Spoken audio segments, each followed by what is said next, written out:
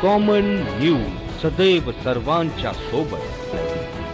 Common न्यूजच्या ताज्या घडामोडी जाणून घेण्यासाठी आताच आमचे कॉमन न्यूज चॅनल सबस्क्राईब करा। संजय वैरागर यांना न्याय द्या। नेवासात लहुजी सेना व बहुजन समाज रस्त्यावर। नेवासा तालुक्यातील सोनई येथे मातंग समाजातील तरुण संजय नितीन वैरागर यांच्यावर झालेल्या क्रूर आणि अमानुष अत्याचाराच्या निषेधार्थ दिनांक 29 ऑक्टोबर 2025 सकाळी 10 वाजता नेवासा येथे भारतीय लहुजी सेना आणि नवबौद्ध बहुजन समाजाच्या वतीने तीव्र रस्ता रोको आंदोलन करण्यात आले। या घटनेने परिसरात संतापाचे वातावरण निर्माण झाले असून पीडितेला न्याय मिळावा यासाठी सामाजिक संघटना आणि बहुजन नेत्यांनी प्रशासनाविरुद्ध जोरदार घोषणाबाजी केली।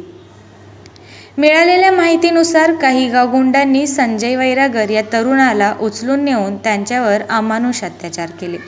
त्याच्या पायावर मोटारसायकल घालून हातपाय मोडले, तसेच चाकूने डोक्यावर वार करून त्याचे डोळे निकामी केले। एवढेच नव्हे तर त्याच्या शरीरावर लघवी करण्यासारखे घृणास्पद कृत्य करण्यात आले, जे माणुसकीला काळिमा फासणारे आहे। या प्रकरणी आंदोलनकर्त्यांनी आरोपींविरुद्ध कठोर कारवाईची मागणी केली असून फरार आरोपींना तात्काळ अटक करावी आणि आरोपींवर मकोका कायद्यान्वये कारवाई करण्यात यावी अशी मागणी करण्यात आली आहे। या आंदोलनात अनेक मान्यवर नेते उपस्थित होते।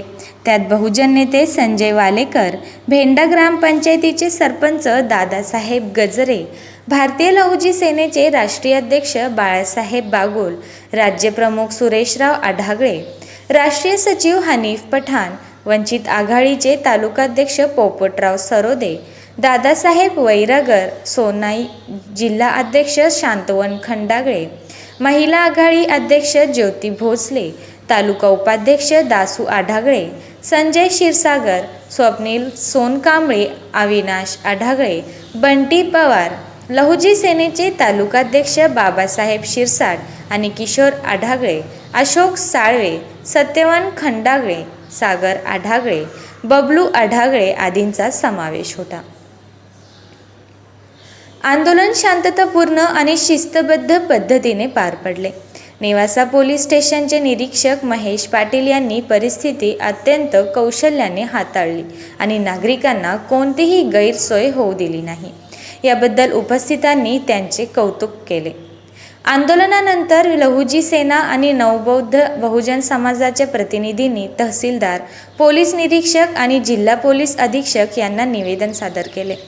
त्यांनी चेतावणी दिली की जर आरोपींवर लवकरात लवकर मकोका कायद्यान्वये कारवाई झाली नाही तर आगामी काळात आंदोलन अधिक तीव्र करण्यात येईल आणि त्याची पूर्ण जबाबदारी प्रशासनावर राहील।